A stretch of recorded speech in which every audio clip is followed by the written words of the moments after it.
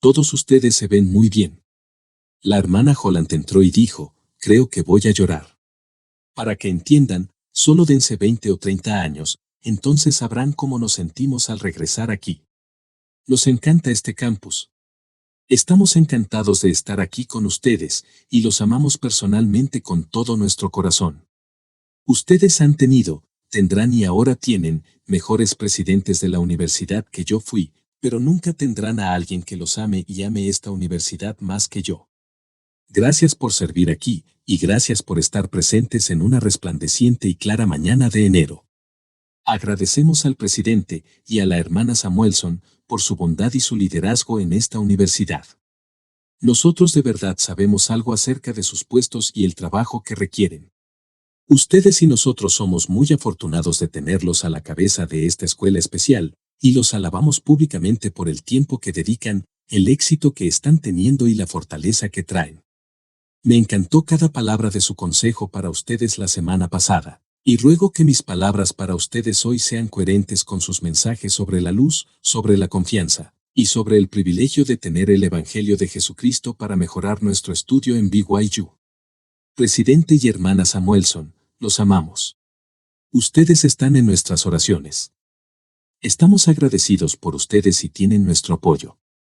El comienzo de un nuevo año es el momento tradicional para hacer un análisis de nuestra vida y ver hacia dónde vamos, comparándolo con lo que ya hemos vivido. No quiero hablarles de las resoluciones de Año Nuevo, porque me imagino que solo hicieron 5 y ya han dejado 4. Les doy una semana más a la que aún tienen. Pero si quiero hablarles sobre el pasado y el futuro, no tanto en cuanto a los compromisos de Año Nuevo en sí, sino más con la mira puesta en cualquier momento de transición y cambio en su vida, y esos momentos llegan prácticamente todos los días de nuestras vidas. Como tema bíblico para esta conversación, he escogido el segundo versículo más corto de todas las Sagradas Escrituras. He escuchado que el versículo más corto, un versículo que todo misionero memoriza y se mantiene preparado en caso de que se le pregunte espontáneamente en una conferencia de zona, es Juan 11:35, y lloró Jesús. Élderes, les doy una segunda opción, otra corta que deslumbrará a su presidente de misión en caso de que se le pregunte en 2 conferencias de zona seguidas. El versículo es Lucas 17:32, donde el Salvador advierte, acordaos de la mujer de Lot. ¿Qué quiso decir Jesús con una frasecita tan enigmática? Para averiguarlo, supongo que debemos hacer lo que él sugirió. Recordemos, entonces, quién era la mujer de Lot.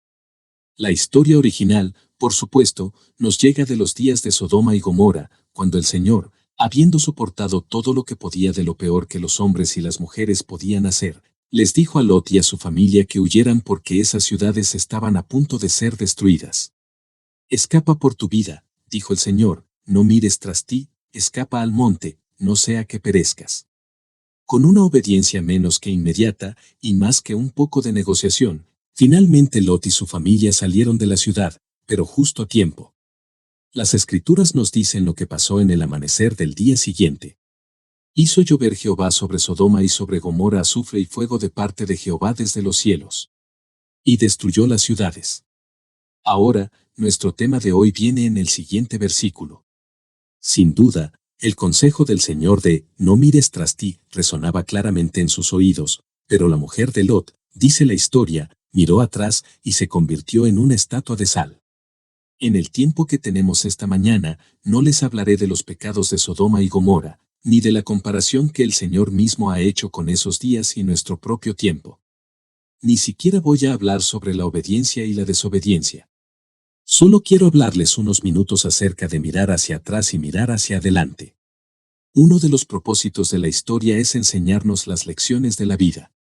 George Santayana, que se debería leer más en un campus universitario, es más conocido por decir, aquellos que no recuerdan el pasado, están condenados a repetirlo. Entonces, si la historia es tan importante, y ciertamente lo es, ¿qué hizo la mujer de Lot que fue tan malo? Como un estudiante de la historia, yo he pensado en eso y ofrezco lo siguiente como una respuesta parcial. Aparentemente, lo malo que hizo la mujer de Lot era que no solo miró atrás, en su corazón quería regresar. Parece que ni siquiera habían salido de los límites de la ciudad, Y ella ya extrañaba lo que Sodoma y Gomorra le habían ofrecido. Como dijo el elder Maxwell una vez, personas tales como ella saben que deben tener su residencia principal en Sión, pero todavía esperan tener una casa de veraneo en Babilonia. Es posible que la esposa de Lot miró atrás con resentimiento hacia el Señor por lo que él le mandaba dejar. Ciertamente sabemos que Lamán y Lemuel estaban resentidos cuando se mandó a Leí y a su familia a salir de Jerusalén. Así que no es solo que miró hacia atrás con anhelo. En resumen, su apego al pasado tuvo en ella una influencia mayor que su confianza en el futuro. Aparentemente, eso fue al menos parte de su pecado. Al comenzar un nuevo año y tratar de beneficiarnos de una visión adecuada de lo que ha pasado antes, les ruego que no se aferren al recuerdo de los días que no volverán, ni que añoren en vano los ayeres, por muy bueno que esos ayeres hayan sido. Se debe aprender del pasado pero no vivir en él. Al recordar las experiencias que aún arden en la memoria, guardamos la luz, no las cenizas. Y cuando hemos aprendido lo que debemos aprender y hemos absorbido lo mejor que hemos experimentado, entonces miramos hacia adelante, recordamos que la fe siempre se dirige hacia el futuro. La fe siempre tiene que ver con bendiciones, verdades y acontecimientos que aún afectarán nuestra vida. Por consiguiente, una forma más teológica de referirnos a la mujer de Lot sería decir que no tuvo fe. Ella dudó de la capacidad del Señor para darle algo mejor de lo que ya tenía. Aparentemente, pensó, fatalmente de hecho, que nada de lo que estaba por venir podría ser tan bueno como esos momentos que estaba dejando atrás. Es aquí en este momento de este pequeño relato, que deseamos que la mujer de Lot hubiera sido un estudiante en BYU, inscrita en una clase de inglés de primer año. Con suerte, ella pudiera haber leído, como yo, este versículo de Edwin Arlington Robinson. Mine Chevy, del desdén concebido. Se marchitó mientras asaltaba las estaciones. Lloró que siquiera él había nacido. Y es que tenía razones. Mine amaba los días pasados. Cuando espadas brillaban y corceles brincaban. Visiones de reyes y guerreros osados. A Mine lo fascinaban. Mine suspiró por la antigüedad. Y soñó y al fin descansó de trabajar. Con Tebas y Camelot dejó la realidad. Y nunca dejaba de soñar. Mine maldijo lo que era común. Miraba a los de traje caqui con amargura. De la gracia medieval extrañaba aún los bellos trajes de armadura. Mine Chevy nació con mal tino. Él se rascó la cabeza y siguió pensando. Mine tosió y lo llamó el destino. Y el gruñón siguió tomando. Anhelar volver a un mundo en el que no se puede vivir ahora. Estar constantemente insatisfecho con las circunstancias presentes, y tener una visión del futuro totalmente pesimista. Perdernos el aquí y ahora y el mañana, porque estamos tan atrapados en el allá y el entonces y el ayer. Estos son algunos de los pecados, si podemos llamarlos así, tanto de la mujer de Lot como del viejito señor Chevy. Ahora bien, como comentario adicional, no sé si la mujer de Lot tomaba tanto como Mine, pero sí, ciertamente acabó con mucha sal para sus margaritas. Uno de mis libros favoritos del Nuevo Testamento, que se debería leer más, es la carta de Pablo a los Filipenses. Después de repasar la vida tan privilegiada y gratificante de sus primeros años, tales como su primogenitura, su formación académica, su posición en la comunidad judía, Pablo dice que todo eso no era nada, él mismo lo llama basura, en comparación con su conversión al cristianismo. En mis propias palabras, él dice, he dejado de pensar en aquellos buenos días, y ahora miro hacia el futuro con entusiasmo, para ver si alcanzo aquello para lo cual fui también alcanzado por Cristo Jesús. Luego viene este versículo.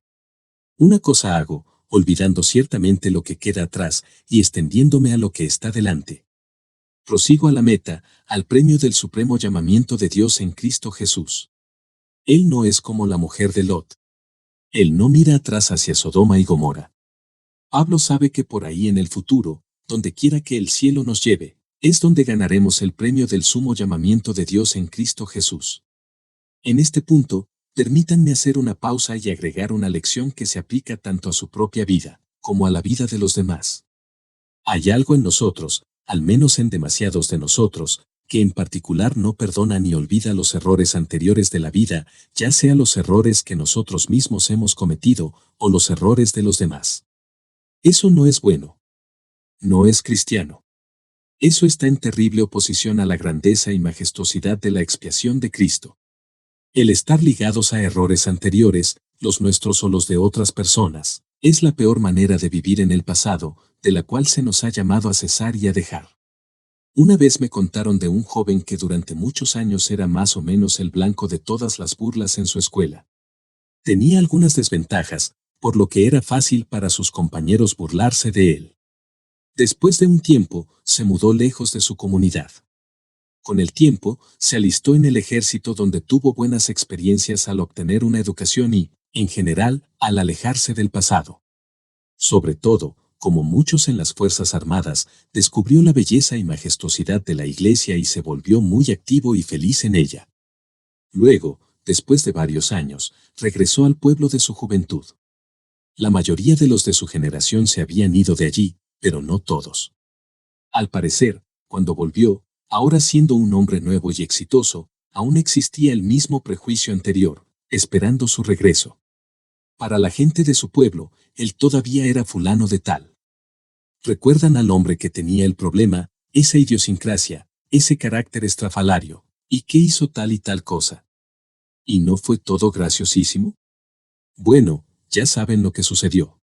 Poco a poco, el esfuerzo que ese hombre había hecho, similar al de Pablo, de dejar atrás su pasado y aprovechar el premio que Dios había puesto ante él, fue disminuyendo gradualmente hasta que murió, estando igual que como era en su niñez y adolescencia.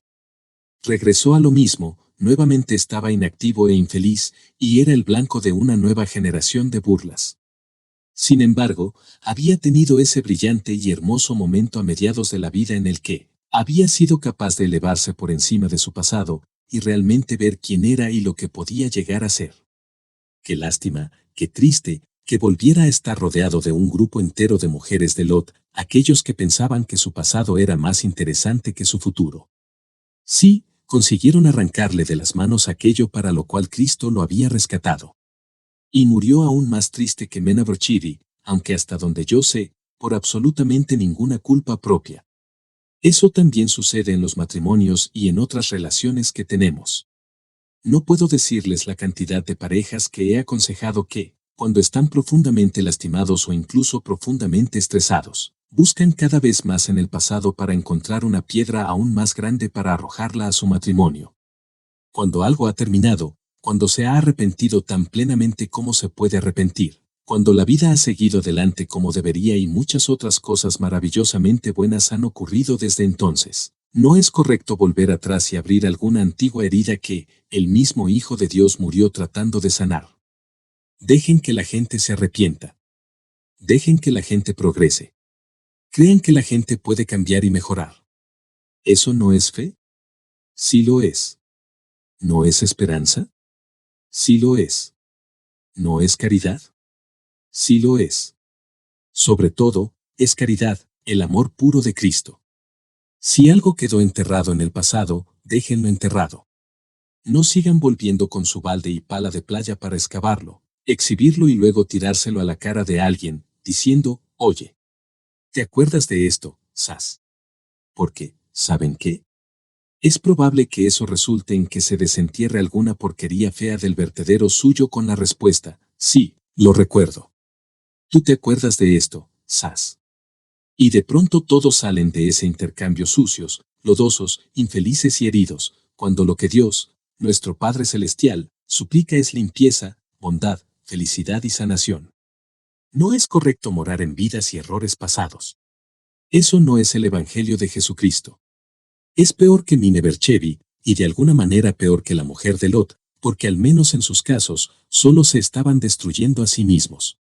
En estos casos de matrimonio, familia, barrios, apartamentos y vecindarios, podemos destruir a muchos más. Tal vez en este comienzo de un nuevo año, no haya mayor requisito para nosotros que hacer lo que hace el Señor mismo. He aquí, quien se ha arrepentido de sus pecados es perdonado, y yo, el Señor, no los recuerdo más. La condición, por supuesto, es que el arrepentimiento tiene que ser sincero, pero cuando sí lo es, Y cuando se hace un verdadero esfuerzo para progresar, somos culpables del mayor pecado si seguimos recordando y fustigando a alguien con sus errores anteriores, e incluso ese alguien puede ser nosotros mismos. Podemos ser tan duros con nosotros mismos, a menudo mucho más que con los demás. Ahora, al igual que los antinefileitas del Libro de Mormón, entierren sus armas de guerra y déjenlas enterradas. Perdonen y hagan lo que es más difícil que perdonar, olvidar. Y cuando se les venga de nuevo a la mente, vuelvan a olvidarlo. Pueden recordar justo lo suficiente para evitar repetir el error, pero luego pongan el resto en el montón de basura del que habló Pablo a esos filipenses. Descarten lo destructivo y sigan desechándolo hasta que la belleza de la expiación de Cristo les revele su futuro brillante y el futuro brillante de su familia, sus amigos y vecinos. A Dios no le importa tanto el lugar donde han estado, como el lugar donde se encuentran ahora y, con su ayuda, a donde están dispuestos a ir. Eso es lo que no entendía la mujer de Lot, ni tampoco la Mani Lemuel, ni muchas otras personas de las Escrituras. Este es un asunto importante que debemos considerar al comienzo de un nuevo año, y cada día debe ser el comienzo de un nuevo año y una nueva vida. Tal es la maravilla de la fe y el arrepentimiento, y el milagro del Evangelio de Jesucristo. Comenzamos esta hora con un pequeño versículo que leí en una de mis clases de inglés en BYU. Permítanme llegar al final de mi mensaje con unas pocas líneas de otro poeta favorito a quien, probablemente conocí en esa misma clase o en una parecida. Para el beneficio de todos los alumnos de BYU en el nuevo año de 2009, Robert Browning escribió: Conmigo envejece. Lo mejor con el tiempo florece. La última época, para la cual se hicieron las del pasado. Nuestros tiempos están en su mano. El que dice, cree todo el plano. La juventud solo muestra la mitad. Confía en Dios, nunca serás abandonado. La hermana Holland y yo nos casamos alrededor de la época en que ambos estábamos leyendo poemas como ese en las aulas de BYU. Estábamos tan abrumados y tan temerosos, tal como la mayoría de ustedes en estas edades y etapas de la vida. No teníamos absolutamente nada de dinero. Cero. Por diversas razones, ninguna de nuestras familias pudo ayudar a financiar nuestra educación. Teníamos un pequeño apartamento al sur del campus, el más pequeño que podíamos encontrar, 2 cuartos y un medio baño. Ambos estábamos trabajando demasiadas horas tratando de mantenernos a flote económicamente, no teníamos otra opción. Recuerdo un día de otoño, creo que fue en el primer semestre después de nuestro matrimonio en 1963, en que estábamos caminando juntos por el campus. En algún momento nos detuvimos y nos preguntamos en qué nos habíamos metido. Ese día la vida parecía tan abrumadora, y todos los años de educación universitaria que todavía teníamos por delante parecían monumentales, casi insuperables. El amor que teníamos para el uno al otro y nuestro compromiso con el Evangelio eran fuertes, pero la mayoría de las otras cosas temporales que nos rodeaban parecían muy ominosas. En un sitio que hasta el día de hoy creo que podría marcar, miré a Pat y dije algo así: cariño, ¿deberíamos darnos por vencidos? Puedo conseguir un buen trabajo y ganar lo suficiente para que podamos vivir. Puedo hacer algunas cosas. Estaré bien sin un título.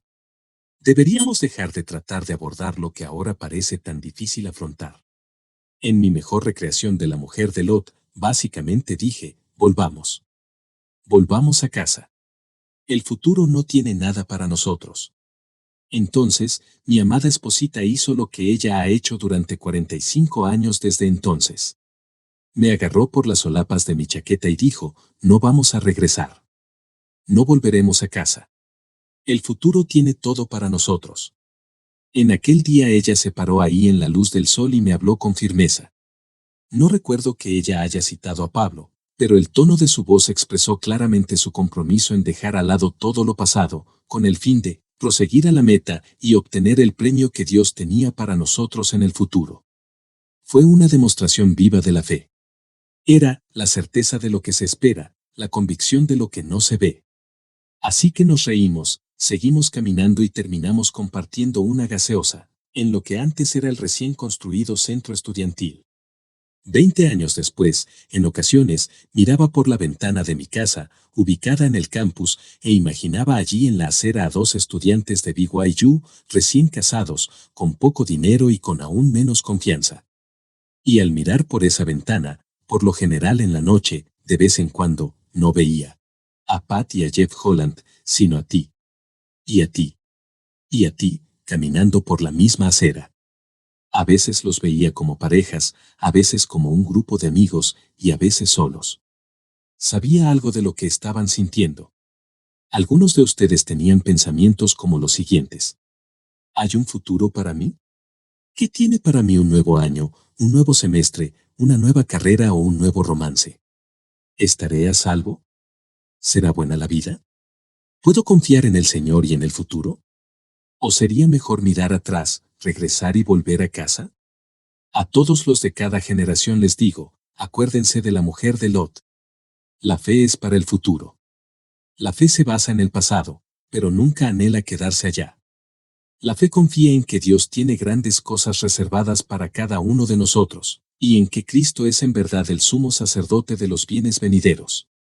Mis jóvenes hermanos y hermanas, ruego que tengan un semestre maravilloso, un maravilloso año nuevo y una vida maravillosa llena de fe, esperanza y caridad. Mantengan los ojos puestos en sus sueños, por muy distantes que parezcan. Vivan para ver los milagros del arrepentimiento y del perdón, de la confianza y del amor divino que transformarán su vida hoy, mañana y para siempre.